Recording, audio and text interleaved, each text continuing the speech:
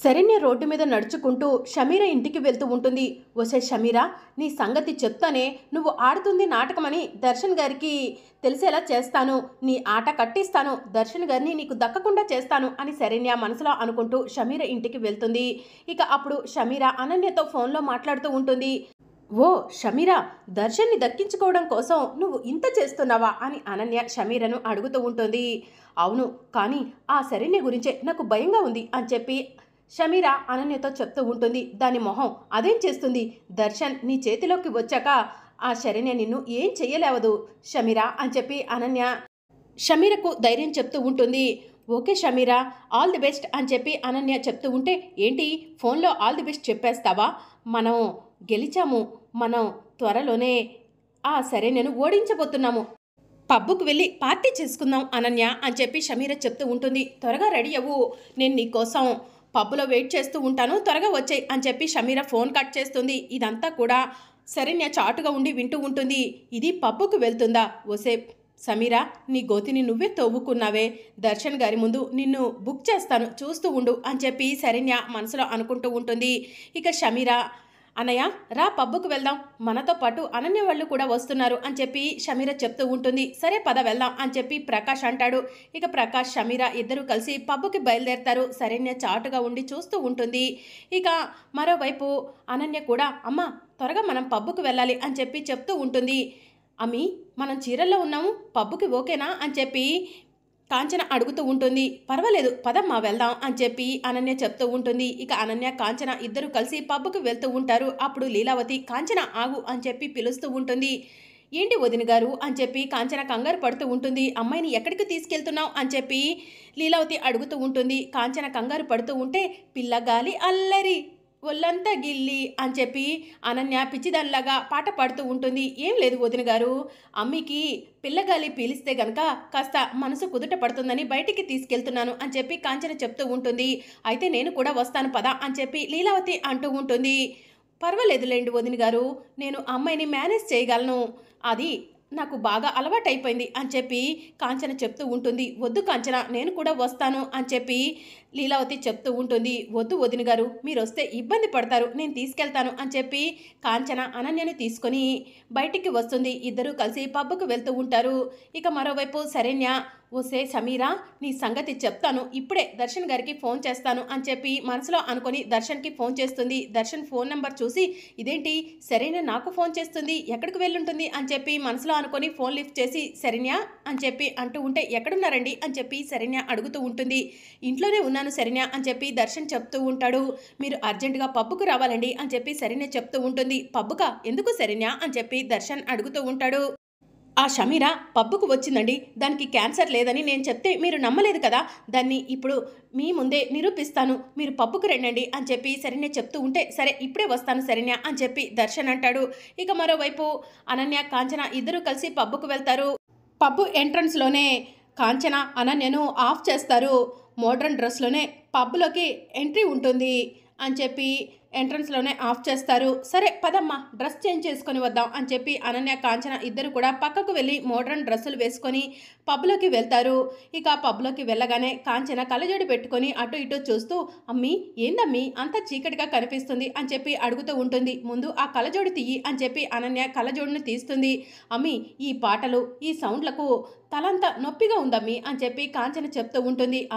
అమ్మా పదమ్మా వెళ్ళి 2 షాట్లు వేస్తే అంతా సెట్ అయిపోతుంది అని చెప్పి అనన్య చెప్తూ ఉంటుంది. షాట్లు అంటే ఏందమ్మీ, నిక్కర్లా అని చెప్పి కాంచన అడుగుతూ ఉంటుంది. కాదమ్మా పద చూపిస్తాను అని చెప్పి అనన్య కాంచనను తీసుకొని డ్రింక్ దగ్గరకు వెళ్తుంది. అమ్మా ఈ తాగు అంతా సెట్ అయిపోతుంది అని చెప్పి అనన్య చెప్తూ ఉంటుంది. ఇక కాంచన వాసన చూసి, అమ్మి ఇది సారానా, నీళ్ళలాగా ఉంది అని చెప్పి అడుగుతూ ఉంటుంది. అవునమ్మా ఇది సారానే, ఒక్కసారి తాగితే కిక్ వస్తుంది అని చెప్పి అనన్య చెప్తూ ఉంటుంది. ఇక కాంచన అనన్య ఇద్దరు కలిసి డ్రింక్ చేస్తారు. ఇక అప్పుడు అక్కడే ఉన్న డ్రగ్స్ని అనన్య స్మెల్ చూస్తూ ఉంటుంది. అమ్మి ఇలా సారా తాగిన తర్వాత అక్కడ ఉన్న ఉప్పుని వాసన చూడాలా అని చెప్పి కాంచన అడుగుతూ ఉంటుంది. అవునమ్మా నువ్వు కూడా చూడు అని చెప్పి అనన్య కాంచనకు చేతి పైన డ్రగ్స్ వేస్తుంది. ఇక కాంచన కూడా డ్రగ్స్ని స్మెల్ పీల్చి, అబ్బా భలే ఉందమ్మి అని చెప్పి చెప్తూ ఉంటుంది. ఇక వెళ్ళి 2 స్టెప్పులు వేద్దామమ్మా అని చెప్పి అనన్య అడుగుతూ ఉంటే పదమ్మి అని చెప్పి కాంచన చెప్తూ ఉంటుంది. మరోవైపు షమీరా, ప్రకాష్ ఇద్దరూ కలిసి డ్రింక్ చేసి పబ్లో డాన్స్ చేస్తూ ఉంటారు. ఇక అప్పుడే శరణ్య దర్శన్ని తీసుకొని పబ్ దగ్గరకు వస్తుంది. మేడం ఎల్లో లేదు, సివిల్ డ్రెస్సుల్లో వెళ్ళి మోడర్న్ డ్రెస్ వేసుకొని రండి అని చెప్పి ఎంట్రన్స్లోనే ఆఫ్ చేస్తారు. మేము సివిల్ డ్రెస్లో ఉన్న పోలీసులము, ఈ విషయం ఎవరికి చెప్పొద్దు, అందరినీ ఒక్కసారి చెక్ చేయడానికి వచ్చాము అని చెప్పి శరణ్య చెప్తూ ఉంటుంది. ఓకే మేడం అని చెప్పి ఎంట్రన్స్లో ఉన్న సెక్యూరిటీ చెప్తూ ఉంటాడు. రండి ఆఫీసర్ లోపలికి వెళ్దాం అని చెప్పి శరణ్య దర్శన్ని తీసుకొని లోపలికి వెళ్తుంది. షమీరా, ప్రకాష్ ఇద్దరు కలిసి డాన్స్ చేస్తూ ఉంటారు. ఇక దర్శన్ని చూసి ఇద్దరు కూడా షాక్ అవుతారు. దర్శన్ అది అని షమీరా అంటూ ఉంటే నన్ను ఇంత మోసం చేస్తావా, నువ్వెంత చీటర్వి అని చెప్పి దర్శన్ షమీరను అంటూ ఉంటాడు. బావగారు అది కాదు బావగారు అని చెప్పి ప్రకాష్ అంటూ ఉంటాడు. ఇక దాంతో దర్శన్ ప్రకాష్ చెంపపై లాగిపెట్టి ఒక్కటిచ్చి బావగారు ఎవర్రా నీకు, కాల్ మీ దర్శన్ అని చెప్పి దర్శన్ చెప్తూ ఉంటాడు. నేను చెప్పేది ఒక్కసారి వినండి అని చెప్పి ప్రకాష్ చెప్తూ ఉంటాడు. నువ్వేం చెప్తావురా, నేనేం వినాలరా అని చెప్పి దర్శన్ అడుగుతూ ఉంటాడు. అది కాదు, నేను చెప్పేది ఒకసారి వినండి. నా చెల్లెలకు ఇవి నేను ఇస్తున్న ఆఖరి మెమొరీస్. నా చెల్లెలు పబ్లో మీకు ఇలా కనిపించింది కదా అని చెప్పి, నా చెల్లెలకు క్యాన్సర్ లేనట్టు కాదు కదా దర్శన్ గారు అని చెప్పి ప్రకాష్ అడుగుతూ ఉంటాడు. ఇక దర్శన్ షాకింగ్గా చూస్తూ ఉంటాడు. నా చెల్లెలకు నేను ఆఖరిగా ఇస్తున్న మెమొరీస్ ఇవి. నా చెల్లెలు సంతోషం కోసం నా చెల్లెల్ని పబ్బుకు తీసుకొచ్చాను, అంతేకాని నా చెల్లెలు 2 వారాల్లో ఖచ్చితంగా చనిపోతుంది బావగారు అని చెప్పి ప్రకాష్ చెప్తూ ఉంటాడు. ఏమండి వీళ్ళు మిమ్మల్ని మోసం చేస్తున్నారండి అని చెప్పి శరణ్య చెప్తూ ఉంటుంది. శరణ్య నువ్వు ఆగు అని చెప్పి దర్శన్ అంటాడు. అవును బావగారు, నా చెల్లెలు ఆరోగ్య పరిస్థితి బాలేదని చెప్పి, నా చెల్లెలు 2 రోజుల్లో చనిపోతుందని చెప్పి నా చెల్లెల్ని ఇలా బయటికి తీసుకొచ్చాను బావగారు అని చెప్పి ప్రకాష్ చెప్తూ ఉంటాడు. సారీ షమీరా, నువ్వు పబ్లో ఉండేసరికి నిన్ను అనవసరంగా మిస్అండర్స్టాండ్ చేసుకున్నాను అని దర్శన్ చెప్తూ ఉంటాడు. ఓకే దర్శన్ అని చెప్పి షమీరా చెప్తూ ఉంటుంది. ప్రకాష్ నీకు కూడా సారీ చెప్తున్నాను, అనవసరంగా నీ పైన చెయ్యి చేసుకున్నాను అని దర్శన్ చెప్తూ ఉంటాడు. మీ సిచ్యువేషన్లో ఎవరు ఉన్నా కూడా అలానే చేస్తారులేండి బావగారు అని చెప్పి దర్శన్ చెప్తూ ఉంటాడు. శరణ్య పద వెళ్దాం అని చెప్పి దర్శన్ శరణ్య ఇద్దరు కూడా వెళ్తూ ఉంటే అనన్య, కాంచన ఇద్దరు కలిసి మోడర్న్ డ్రెస్లో వచ్చి దర్శన్ బయటికి వెళ్లకుండా 2 చేతులు అడ్డు పెట్టి ఆట పట్టిస్తూ ఉంటారు.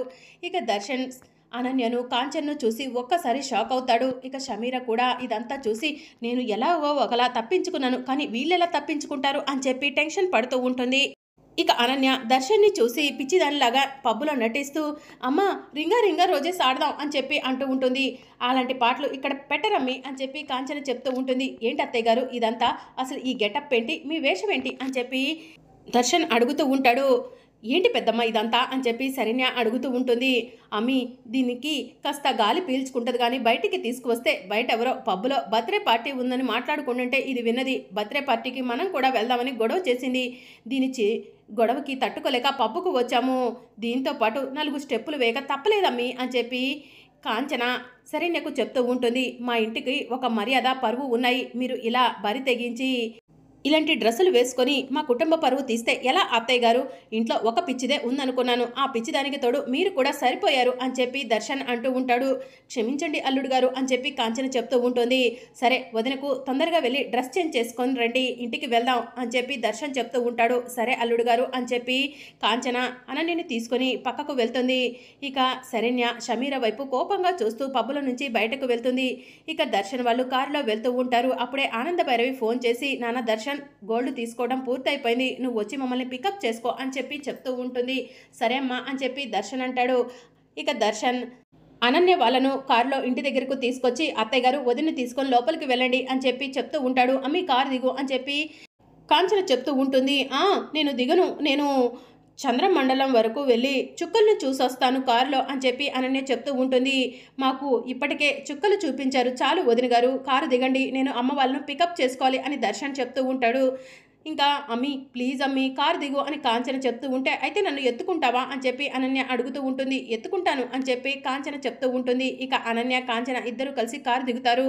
మరి అప్కమింగ్ ఎపిసోడ్లో ఏం జరగబోతుందో తెలుసుకోవాలనుకుంటున్నారా? అయితే ఛానల్ను సబ్స్క్రైబ్ చేసుకొని సపోర్ట్ చేయడం మర్చిపోకండి. Thank you for watching.